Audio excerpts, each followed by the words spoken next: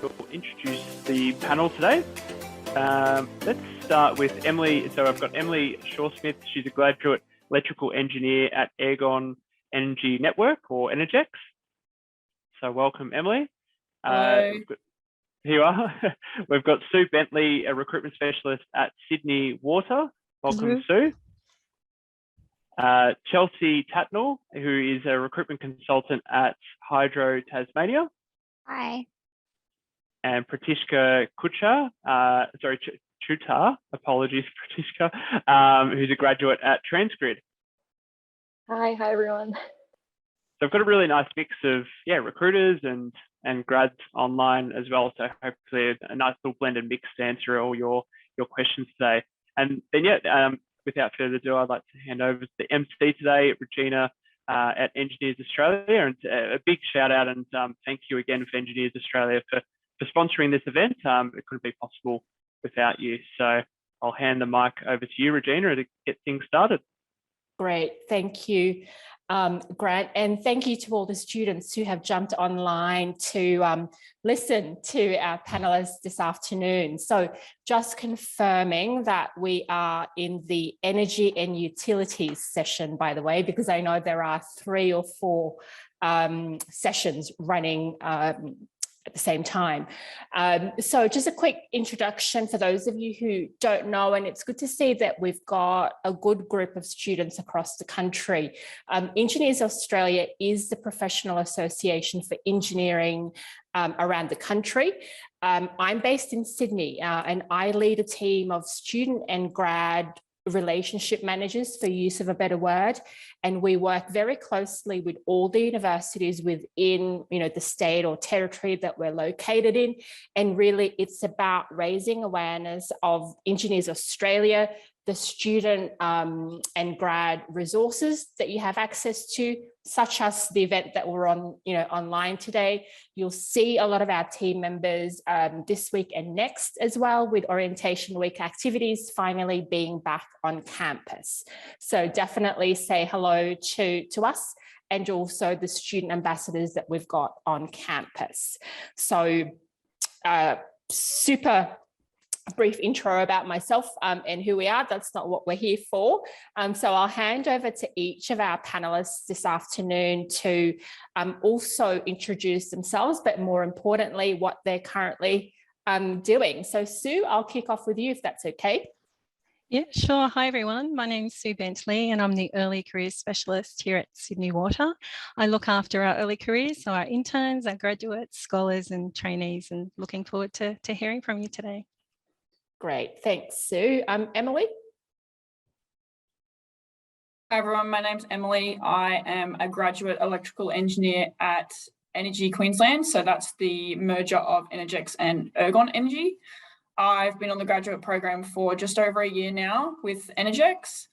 I graduated from uni in the middle of 2020. So I did a dual degree and really looking forward to being here today and sharing some insights with you about the upcoming graduate recruitment campaign.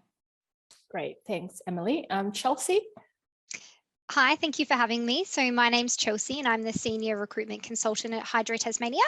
So I've been with the company for just about 9 years, a various number of different roles, but at the moment I focus on graduate recruitment, early careers and other roles for Hydro Tasmania. For anyone that's not familiar, Hydro Tasmania is Australia's largest producer of renewable energy. We're also Australia's largest water manager as well. So we generate renewable energy predominantly from hydropower. We do also have some other forms of generation as well. And we have the capacity to supply the whole of Tasmania and we're able to export to the national energy market via the Basslink. We also have a retail energy business called Momentum Energy and an engineering consulting firm called Insura. Great, thanks, Chelsea. And lucky last, Pratiksha. Hi everyone, I'm Pratiksha. So like Emily, I'm also a graduate. Been at Transgrid for about a year now. So I also did a double degree, one in electrical engineering and the other in innovation. So Transgrid basically looks after the entire high voltage transmission network of New South Wales and ACT. So we have a graduate rotation program. I've done 2 rotations, one in technical protection design, and one on site in construction. So really looking forward to answering questions today. Great, thank you. And just echoing Grant's comment at the start, really encourage all of you to note your questions, be it through the chat function or Q&A this afternoon. Really make the most of the panelists that we've got as far as finding out, what it actually means, how to go about applying for a grad role and so forth. So to kick off, the first question that I've got for our panelists, what is the most important piece of advice that you would give to students aspiring to work in this particular sector, so being energy and utilities? So anybody, any takers? I'm happy to answer that question first and kick off a discussion. Great, thanks, Chelsea. Yeah, so my advice would just be to be really passionate about the industry. So the energy market in Australia is just going through such a significant amount of change and disruption at the moment. So there's a lot of talk, especially this week, about coal fire stations coming to end of life and closing soon, and renewable energy being able to fill that gap and make sure that Australia is supplied with energy, as well as the accessibility of people to have their own solar panels and batteries. And there's a lot of new technology around that's becoming a lot more available. So just making sure that you've got your finger on the pulse with the industry, and you're really passionate about being involved in the transformation, essentially, of Australia's energy market. Thank you. Anything to add? I'll just add to that. I think as Chelsea was saying, that because it's going through so much growth and so much change, I think just being really, really open to learning new things. I think that your traditional knowledge from university can only get you so far. And because technology is changing so quickly, just being really, really open to that, like adaptability, being ready to learn something new, and also working in a team where everyone's trying to navigate this together. So that teamwork and that complex problem solving is also really, really valuable. Thank you. Sue, Emily, anything else to add to that? I guess maybe just to add a little bit to what you both said is also to find a connection to, like, say with Sydney Water, one of the things we do is look and care for the environment. So it's looking for that connection. Why do you want to work at Sydney Water, or why do you want to work at Hydro Tasmania? And doing your research, again, as Chelsea said, but making that connection. Why is it that you want to work in the workplace here? Thank you. Yeah, all of that definitely resonates with me for sure. In particular, Pratiksha saying that, it's important to be open to learning and to change. I truly mean it when I say that every day on the job, I learn something new. I knew I would learn more when I left uni, but the amount of things that are unknowns when you leave uni is actually kind of crazy. So really being open to change and learning is a big one. I think as well, something I'm kind of realising with more exposure to at least the business here at Energy Queensland is there's so many different functions and teams that make up our organisation and make it what it is to be able to achieve our objective. So having that visibility of what the different portions of the business are and what role they play into that bigger picture is really important too. And graduate programs are a great way to actually get that kind of high level top-down view exposure of your business. So yeah, definitely something to keep in mind for sure. Open to learning and open to new experiences. Great, thank you. Now, this is a question that's not on the list, so a bit off script, but I know that a lot of sessions that I've emceed or attended last year, a common question was around how did you go about looking for the grad program? I mean, Emily and Pratiksha, was it something that you simply went on Google, had awareness of, or how did you, what was the decision process, if you like, in applying for the organisation that both of you guys are in at the moment? Happy to go first. Yeah, sure. So I graduated basically at the end of 2020, which was Okay. a big time during like the pandemic. A lot of businesses were actually reeling in on their graduate programs. People weren't really hiring around that time.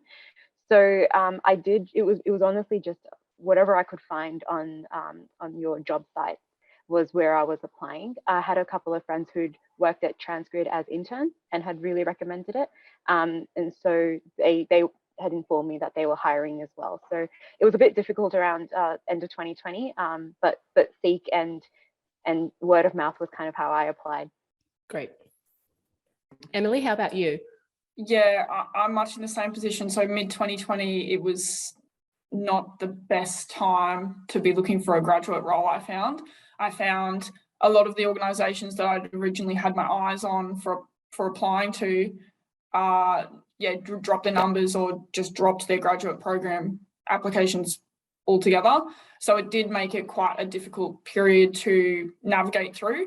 I think as well, having to do interviews and actually do the whole recruitment process online was also quite different and something I was not used to.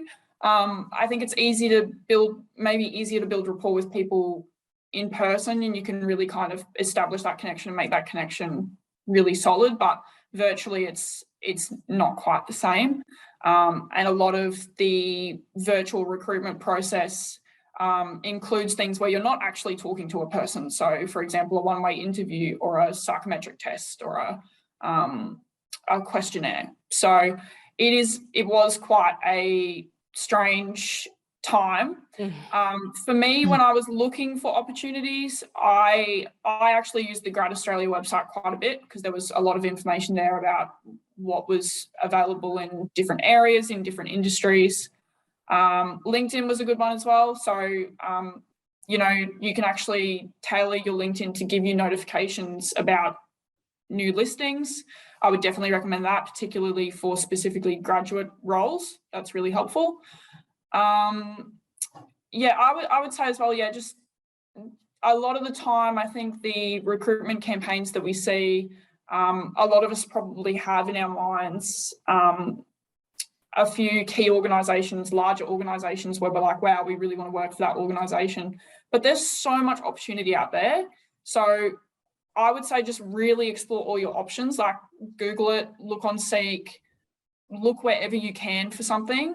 You never know what could be out there, to be honest. So just be persistent and really try to find something that sparks your interest. And it might not be what you originally thought it was, but I'm sure it will lead to great things. Great, thank you. And I would say that the penultimate and final year students and the recent grads would continue to be experiencing the same challenges, as both of you did 2 years ago now. So thank you for that. And Crystal, thank you for sending that question through, which is related to the one that I'll now throw to the panelists. As far as your organisation specifically, what would you say they are looking for in an application? What should students be, showing, including in their application to allow them to progress to the next round? Yeah, sure. Do you want me to go first? I'll yes, take that please, one. Sue. Yeah, thanks. No problem. I already touched a little bit on making that connection. When you apply for a role, say at Sydney Water, we're going to ask you a plethora of questions online when you first apply. But one of the most important questions on there is going to be, why do you want to work at Sydney Water? We get roughly 1,500, 1,700 applications each year for only 15 spots on the program. And believe it or not, we're looking through, we've got a team there looking through all of those applications and particularly that one answer. The other thing too we look for is transferable skills. Although I just said to you, hey, we've only got 15 roles and these 1,500 applications. Out of that 15 that we took this year, not everybody has experience or an internship in water or utilities. Some people are working Bunnings, Coles, some people even haven't had that paid work experience and they're on our program. They've had experience, say, with a student association or something along those lines, but it's those transferable skills that we're really looking at. At this stage, a lot of people have similar academic transcripts. We don't look for the HDs and distinctions. We just want a solid academic transcript. So we've got to look for other ways too, to look at who are we bringing forward. And it's those transferable skills. If you don't have an internship, but you do have customer service experience, you do have experience working in a team, you've got good communication skills, it's highlighting that on your application. Because as I said, in that 15, we do have graduates who don't have that sort of what people perceive as relevant experience. So that's probably the top thing from us. I'd absolutely echo what you just said there, Sue. We receive similar numbers for our graduate program, and we put on similar numbers here at Hydro Tasmania across different disciplines.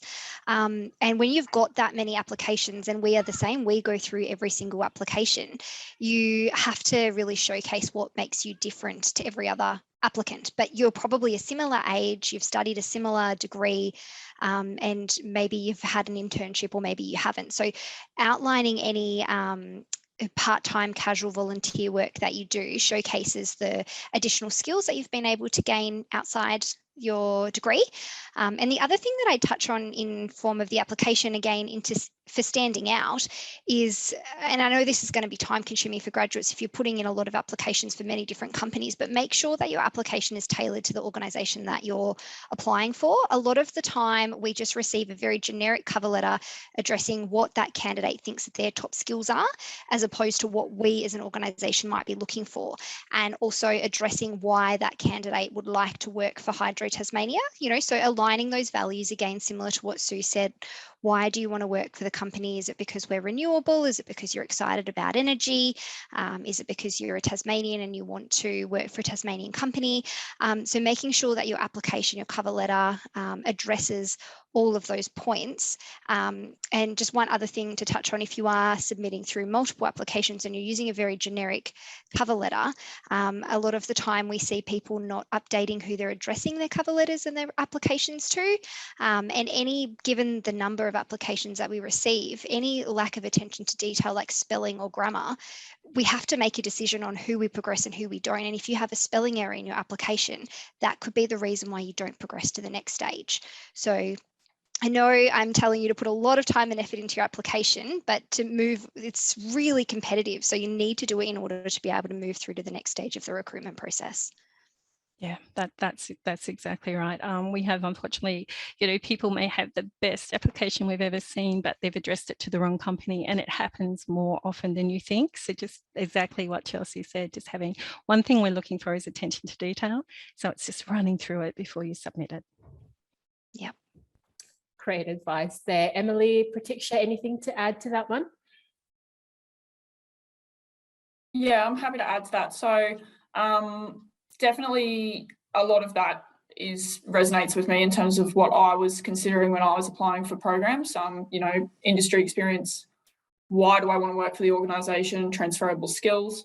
In terms of Energy Queensland specifically, I've got some points here from the recruitment team. So this is what they are looking for. Okay, this is not my personal advice. This is what they've told me to say. So the industry experience is a big one. There's three things. The first one is your industry experience, highlighting what industry experience you've had and demonstrating what you actually saw and did. It doesn't have to be a super amount of detail, but a brief explanation of what you were kind of working on. And a strong industry reference will go a long way if you have one. So when you're doing that industry experience, really make sure you're looking to make those connections and obtain a reference that can help you with the next steps in your progression.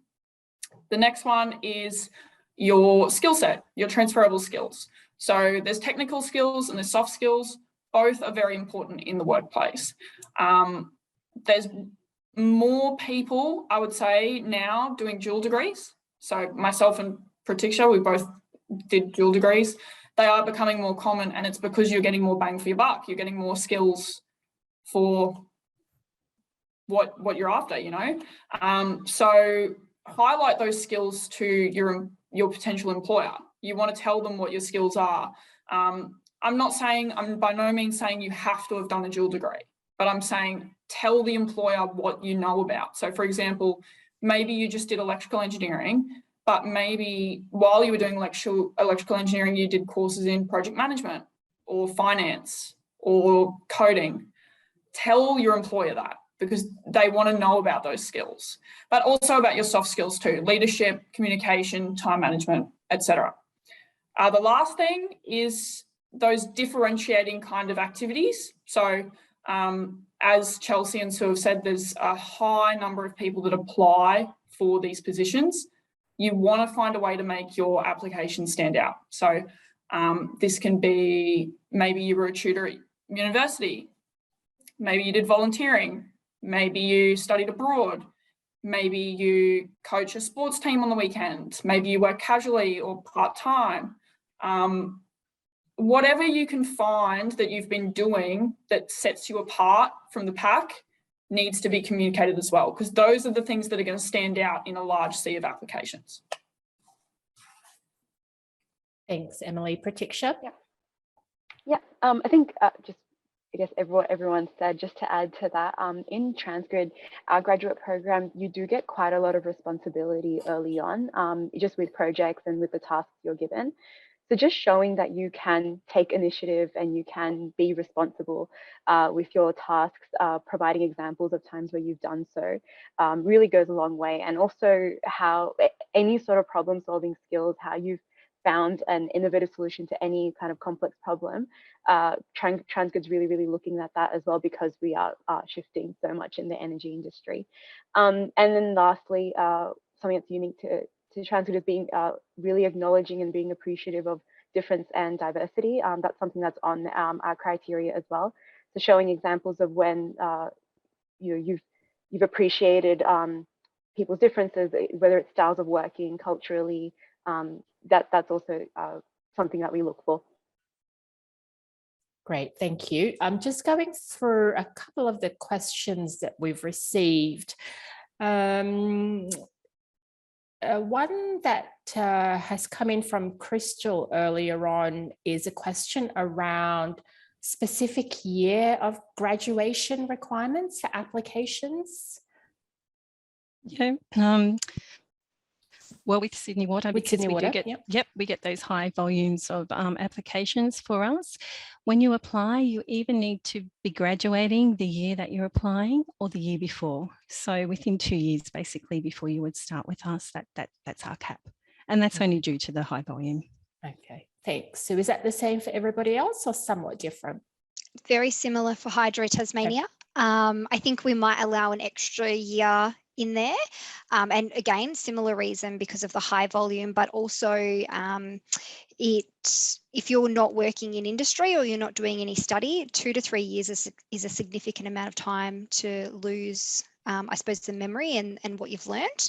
And courses are changing very regularly. So it just means that we're bringing people in with the most up-to-date course content and everything is still fresh in their mind.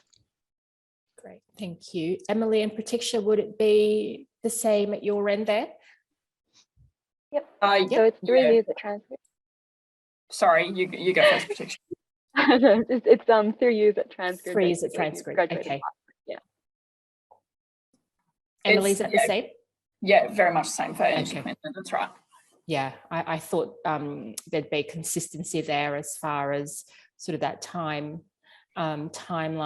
A specific question from Colin for Transgrid. How do you see decentralized energy going about in order to meet 2030 goals? Pratiksha, over to you on that one. No, there's obviously a lot of change. Like our system and our entire transmission network was built on these coal-powered stations, and now that they're getting decommissioned, the entire way we look at the system changes. And so renewables are going out in more remote locations. That offers a lot of technical issues as well. So there is a lot of opportunity to learn and to be innovative in the way we protect our systems and in the way we just run the network essentially. And so this is like, it is real life problems, and being a graduate watching it and being part of it is really, really fulfilling because just as the recently the retiring of coal stations, you see the difference in system stability and those problems that can arise. So we're on track, but there's a lot of room for learning and development as well as a graduate. Great, thank you. Emily, unsure if you saw a question there also from Colin around the rollout of EVs in Queensland as far as the energy distribution that's in place at the moment. Yeah, I did. Again, this is a very challenging transition that we're going to be facing over the next few years. You know, just to kind of illustrate how broad this kind of goes. I recently helped out. We have had vacation students recently at Energy Queensland, and they had a hackathon day where they basically banded together to solve a problem and then present a small pitch. So their question, I guess, for the hackathon day was around how we charge EVs during the middle of the day. So as you're probably aware, during the middle of the day, the load on the network is lower. It's highest when people go home at the end of the day from work and they turn on their ovens, kettles, whatever. But during the middle of the day, that demand is quite a bit lower. We also have solar penetration in the middle of the day. So that's when our solar panels are going to be inputting the most energy into the grid. So maybe we could use that solar energy rather than sending that to our domestic customers because they're not home. Maybe we could use that to charge our EVs. But you know, there's challenges with that. How do we ensure that there are sufficient charges available for people to do that while they're parked and they're working? How do we ensure that that's done safely? How do we ensure that that's done cost effectively? There's so many elements that go into it, and that's just kind of one question about implementing the EV infrastructure. So again, I'm sure there's many unknowns at this point that I'm not aware of in regards to this challenge. But we have business initiatives in place to really kind of drive people to think outside the box and really consider long-term what we're going to do to help assist with this energy transition and change in the way that we do things. And that's going to take time, but I feel quite confident that we're going to be able to do that really well. There's a lot of very intelligent, very driven people in the business working on those challenges right now for the future. Great, thanks for that, Emily. Mindful of the time, it's crazy how quickly that's gone past. We've got 8 to 10 minutes approximately, so I'll move on to the next question. For students who are successful and land the job with your organisation, what advice, would you give them? I suppose top advice to really, make the most of it, survive and thrive, and what shouldn't they do in that first year? I'm happy to go first with that one. So in Transgrid especially, my biggest advice to all new graduates would be to talk to as many people as you possibly can. So Transgrid, it's a company where some people have started as apprentices when they were 17 and they're almost going to retire soon, and they've spent their entire career here. So they know why we do things a certain way. They know the history behind some of our projects. And this is stuff that you can't really read from a manual. You don't get it off Google. It's stuff that you have to just learn by talking to people. And so everyone's really, really helpful. But I would say I think as graduates, you tend to get a bit shy and you don't want to kind of bug anyone, but everyone's super, super happy to just take a phone call and if you have questions and explain any sort of project to you. So I would say, don't box yourself. Again, also Transgrid's got 4 6-month rotations. That's how we do our graduate program. So it's a 2-year program with 4 6-month rotations, and you can do it across the business. So I think Emily raised this point earlier. Try and get a wide variety of experience. Don't just box yourself. Say you did an electrical engineering degree and you only wanted to stay technical. I wouldn't say box yourself that early in, because the things you learn from each rotation, it's all going to provide you a more holistic view of the business and of the industry. So I've done one office-based technical role, and then I did one site-based construction role, and I've learned so much about what poor design and how that can affect you on site as well. So yeah, don't box yourself. Try to be as open to learning and trying different things, because eventually you can find your path, but everything you learn in the grad program will just make you a better employee, basically. Thanks, Pratisha. Chelsea, how about you in Hydro Tasmania? Yeah, I was nodding along to everything she was saying because it's exactly what I had noted down for this question. Our hiring managers at Hydro love graduates. If you are a graduate at Hydro Tasmania, you're a hot commodity. So all of our hiring managers want to chat with you. They want to meet with you. They want to kind of pitch why their area of the business is an exciting place for you to rotate through, because it's a bit of a, we want to put you in areas that you're interested in, but it also has to be areas that we've got some work for you as well. And we also want to give you quite a broad range of experience. So make the most of everyone across our business wanting to meet you and get to know you. It's a great opportunity to build connections. And because Hydro Tasmania has been around for over 100 years, and we've got quite a complex, I suppose, structure in the fact that we generate electricity, we own assets, we have a consulting arm, and we're a retail business. The more people that you meet, the more history you'll learn, and the quicker you'll be able to understand how the business works. And then the other thing is, again, exactly what Pratisha said, is you will get rotations at Hydro. And even if it's a rotation that you didn't see yourself potentially going to, or you can't see yourself working in that field, it's really great to give the rotation a try, because you'll either know that, yes, I definitely don't want to work in that field as a career, like I don't see that being my specialty, or you might decide, or you might realize that you actually really enjoyed it, you've just never had the opportunity to try it. And the feedback that we get from our graduates is, even when they do rotate through areas that they didn't enjoy so much, that it's helped them become a well-rounded engineer or analyst, because they have the knowledge and understanding of how that area may affect this area. So yeah, I echo everything that Pratisha said. So Thank you. Sue, Emily, anything else to add before I sort of go around and, do a final word of advice to the students that we've got online? Again, I just echo everything. But all I would say is what we say to our graduates too: don't put pressure on yourselves. Okay, you are a graduate. When else in your career can you get out there and explore, try things, make mistakes? You have a buddy, you have a supervisor there as a safety net. Don't put that pressure on yourself. You need to know everything in 5 minutes. Explore, make the most, and enjoy being a grad.